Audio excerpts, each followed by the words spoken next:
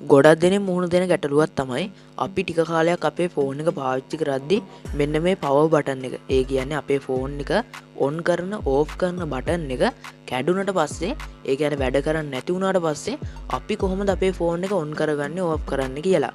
ඉතින් අද මම මේ වීඩියෝ එකෙන් කියලා දෙනවා කිසිම ඇප් එකක්වත් පාවිච්චි කරන්නේ නැතුව අපේ ෆෝන් එකේ පවර් බටන් එක කවදා හරි කැඩුනොත් අපේ ෆෝන් එකේ පවර් බටන් එක අපි කොහොමද පවර් බටන් එක පාවිච්චි කරන්නේ නැතුව අපේ ෆෝන් එක ඔන් කරගන්නේ ඒ වගේම ඕෆ් කරගන්නේ කියලා. ඔයා මගේ channel එකට අලුත් කෙනෙක් නම් දැම්ම පහළ තියෙන රතු පාට subscribe button එක click කරලා bell icon එකත් all දාගෙන තියාගන්න. එතකොට මම මේ වගේ වීඩියෝ එකක් දාපු ගමන් ඔයාගේ ෆෝන් එක ගෙන්න ගන්න පුළුවන්. එහෙනම් අපි වීඩියෝ එකට ගිහින් වැඩේට ඔයා ඉස්සෙල්ලම ඔයාගේ ෆෝන් එකේ තියෙන setting app එකට යන්න. ඒ කියන්නේ ඔයාගේ ෆෝන් එකේ තියෙන settings app එක open කරගන්න. එහෙම open කරගෙන ඔයා මෙන්න මේ විදියට යටරම යන්න. මේ විදියට යටරම ගියාට පස්සේ ඔයාගේ ෆෝන් එකෙත් ඇති මෙන්න මේ වගේ ඇඩ්වාන්ස් ෆීචර් කියලා එකක්.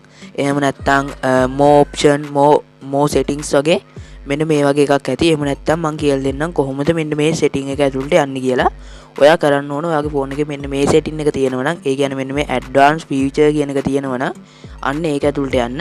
එහෙම නැත්නම් ඔයා කරන්න ඕන ඔයාගේ මෙන්න මේ search කරන තැන setting app එකේ මෙන්න මෙතන click කරලා මෙන්න මෙතන double tap to turn on screen කියලා type කරගන්න. එහෙම type කරගත්තට පස්සේ ඔයාලට මෙන්න මේ වගේ setting එකක් බලා ගන්න පුළුවන්. හරි. දැන් මගේ මේ setting එක තියෙන්නේ මෙන්න මේ advanced features කියන එකේ. මම ඒකින්ද අන්න ඒක ඇතුළට යනවා. ඒකට ගියාට ඊට පස්සේ ඔයාලට බලා ගන්න පුළුවන් motion තුන්වෙනියට motions and gesture කියලා එකක්. ඔයා මෙන්න මේක ඇතුළට යන්න.